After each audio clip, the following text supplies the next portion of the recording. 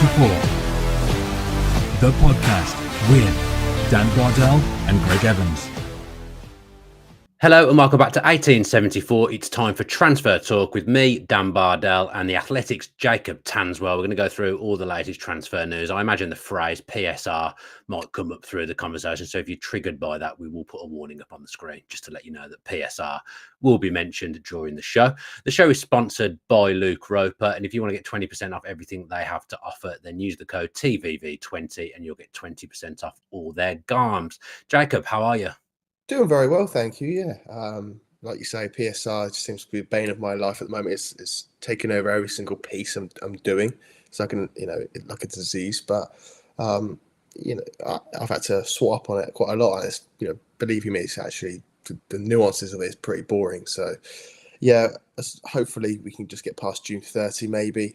Obviously, a few things will happen before that, and then after that, PSR will be less of an issue and less of a talking point. Yeah, look, you've done an article this morning. I think it's a Jacob Tanswell and Greg Evans, if my memory serves me correctly, when I was reading it on the toilet this morning, Jacob, when I was reading your piece, and I see Greg back in the Villa fold for the Athletic. But we can't do a transfer show, unfortunately, without talking about PSR. But let's start with Douglas Luiz. Then Greg and I did a pod just purely on Douglas Luiz on Monday. I think it was. But what's the latest you're hearing around Douglas Luiz? Yeah, as I said in the piece this morning, I think when we talk about PSR, there was always that feeling. We've said it for months, and some people have disagreed, but I think a few have been saying that the can's been kicked down to the road to such a point. Sorry, I just got to get a call. To such a point that there was no turning back at this point. There had to be a sale before any significant buy.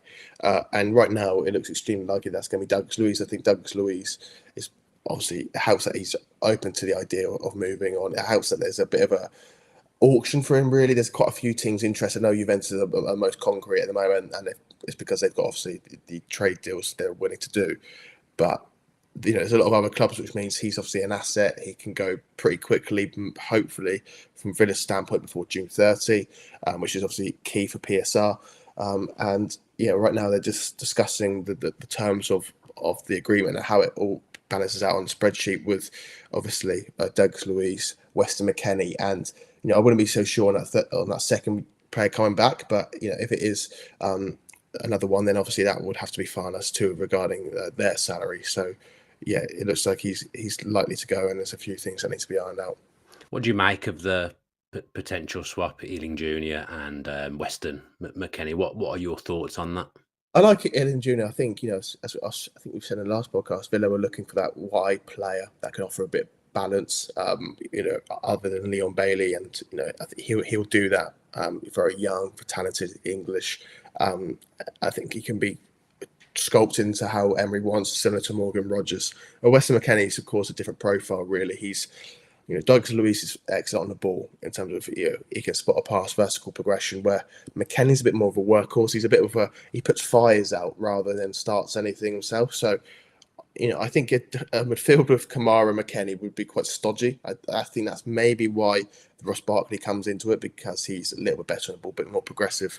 McKennie's obviously, I think, is a good player, got a lot of experience for being quite young, but he's limited, and that's the reason why he's gone to these clubs, but he's not quite kicked on. But he can play a lot of positions. He can play number 8, number 6. I think at Juventus at times they've wanted a defensive right winger, which he can play there as well. But call me salty. If we're looking from a marketing perspective, he's American, which is perfect for the heck and American off the field commercial business too. Yeah, I think you can look at his time at Leeds and he wasn't brilliant. There's no getting away from that, but I don't think anyone was for Leeds in that season. It's always funny when one player gets singled out of like what was a bad team that got relegated and was a bit of a mess when McKennie turned up there for all intent purposes. So I think McKennie is a good player. The player I actually always liked up until he's moved to Leeds, and he did have a decent season for Juve last time round. Also, remember it was the lockdown year. I watched loads of football that year and attended to watch a lot of Italian football at that time, and he had a really, really good season for Juventus, scored a lot of important goals. That was kind of his breakthrough season. with Juventus, and then it maybe went wrong for a couple of seasons. But I think what we've got to remember is, if we've got two players coming in and Douglas Luiz does go to Juventus, those two players aren't coming in unless Emery sees something in them. I think that's probably quite important. It's not like we're just picking off the dregs of the Juventus squad. If Emery didn't want either of those players, quite simply, Jacob, they wouldn't form part of the deal.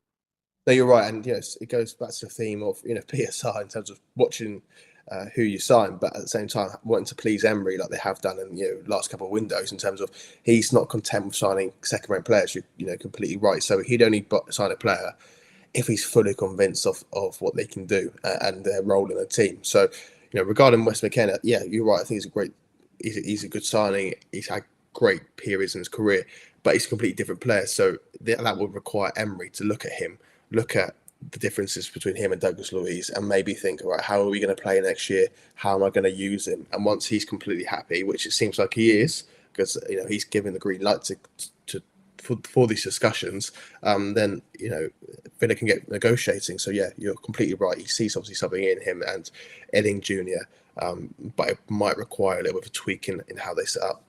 Tielemans as well is here. Do you think he can step into the shoes of Dougie? Because you mentioned McKenna's part of the exchange. Obviously, Barkley, we know he's coming in as well. But do you think Tielemans can, in his second season, kind of step into Dougie's shoes? Become, we didn't see it last season, but Tielemans is very good at set pieces. We just didn't really see him take any. He's got lovely technique. His passing range is brilliant. He looked a lot fitter at the second half of the season in terms of getting around the pitch. Do you think Tielemans can kind of be the one to step into Dougie's shoes? Yeah, I think he can definitely take more responsibility. It felt like last year he was among the midfielders where I don't think he was a standout midfielder because of Luiz, because of Kamara, because of McGinn. I think he take more responsibility. Set plays a good example, maybe better, more chance creation, etc. But the difference between McKennie and Tielemans is McKennie's a lot more mobile. So if you're looking at where they're going to play, Emery will probably be reluctant to keep Yuri Tielemans in the double pivot for any length of time. It might work in some games,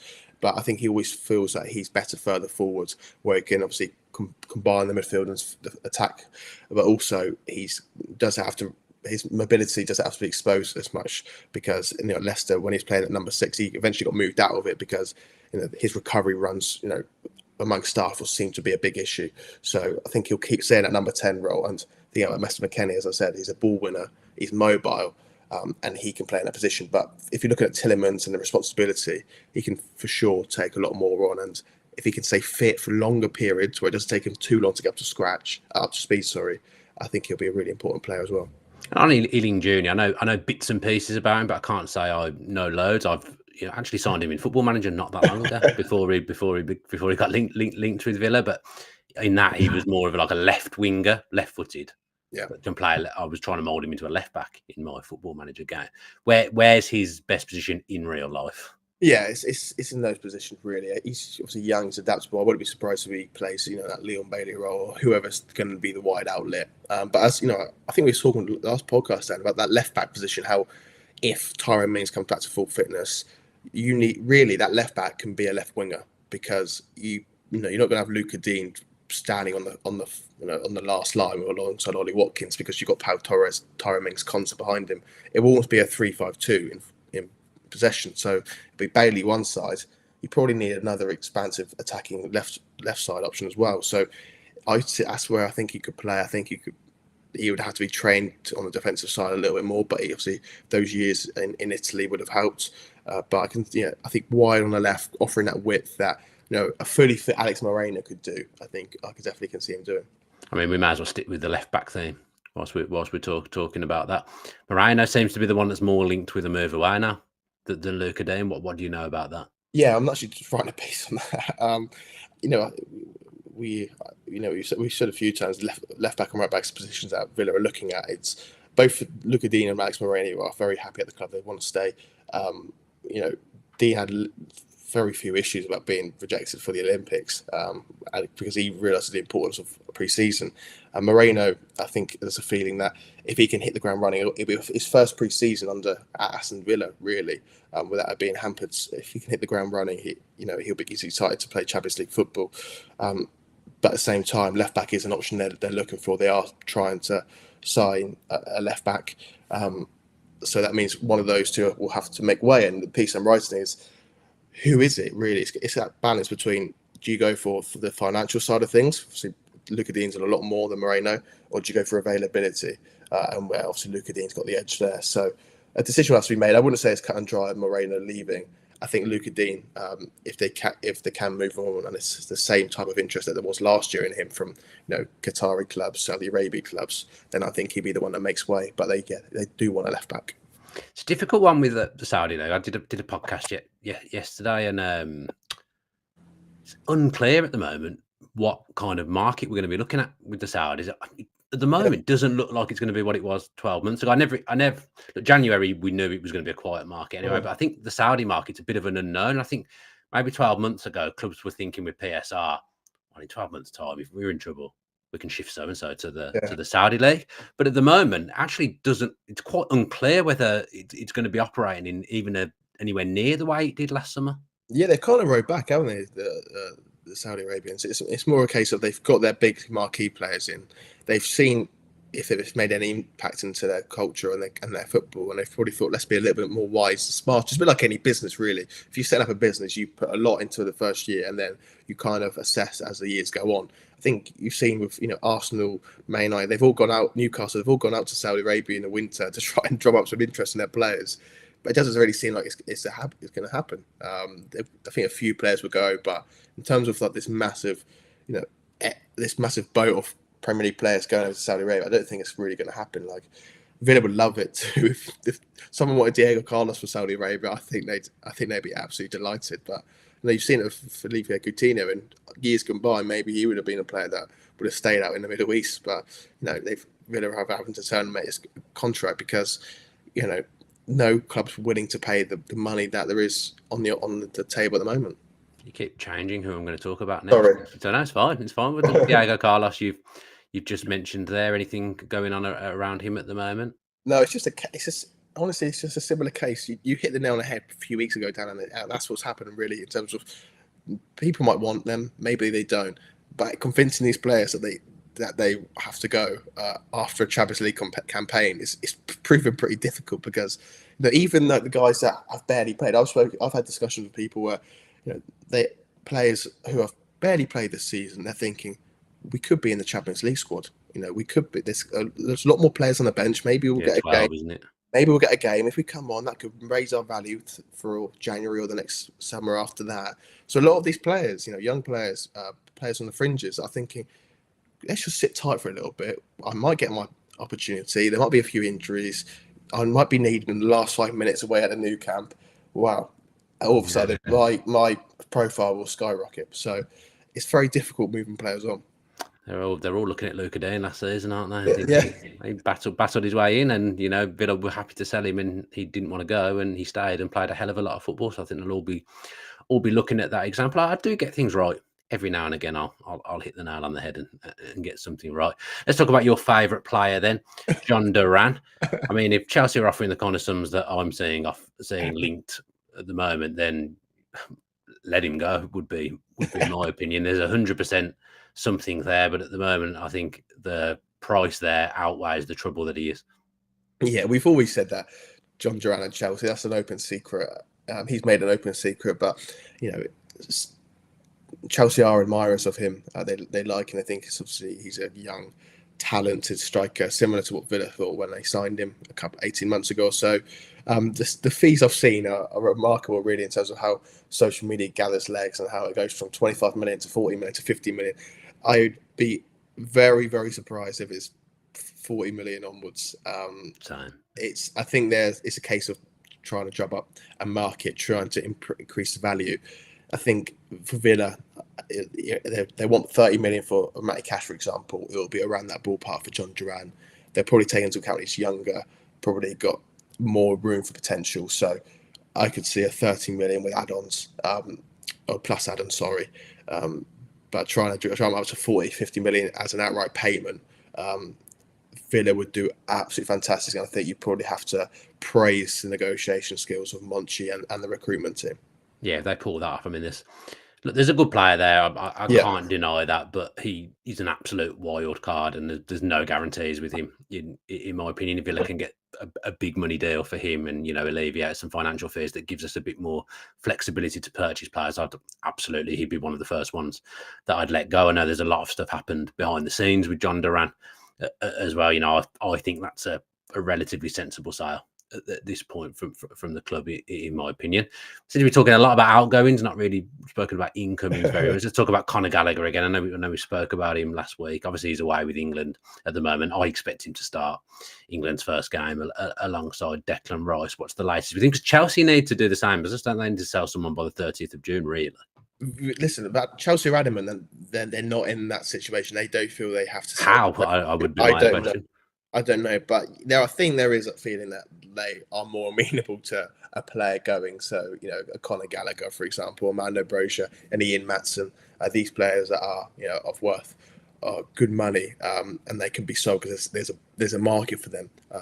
I think for Conor Gallagher, of course, things are delayed by the Euro involvement. Villa would have to obviously rely on Douglas Luiz leaving, maybe another sale before they get a Conor Gallagher in, because that would be a lot of money. But we've said before, I think there could be some reworking of the spreadsheets if a John Duran goes to Chelsea. You might not test. There might not be swap deals on paper, but I think there could be like these underlying agreements in terms of, right, we'll sell you Duran for this much. That means we'll get this much in return. How does that work on the spreadsheets? We can then put that down. We can put the payment we've received for Duran as an outright payment on the spreadsheets, but then we can spread the payments of Gallagher for 40 million over a 5-year deal. Whatever that is, 7 million or whatever, 8 million, sorry, and sort it out like that. So it works for Villa and Chelsea. And I think Gallagher's a player that Emery loves, but also given the club who's selling, it's very convenient as well.